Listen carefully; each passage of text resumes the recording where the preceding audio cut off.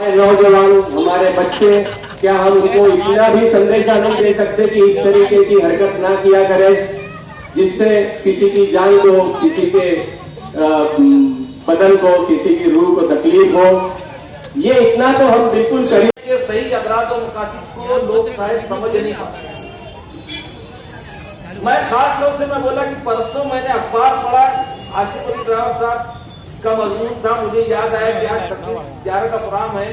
मैंने खुद से आसिफ अली भाई को फोन किया कि प्रोग्राम क्या है, कैसा है, मुझे कब आना है, मैं जरूर आऊंगा। तमामी मुकर्रिर हज़रात को, और ये प्रोग्राम हर साल 26/11 को मनाया जाता है। हेमंत करकरे, हेमंत करकरे, हेमंत करकरे, हेमंत करकरे जिंदाबाद, हेमंत करकरे जिंदाबाद, हेमंत करकरे जिंदाबाद, हेमंत करकरे जिंदाबाद, हेमंत करकरे जिंदाबाद, हेमंत करकरे, हेमंत करकरे, हेमंत करकरे।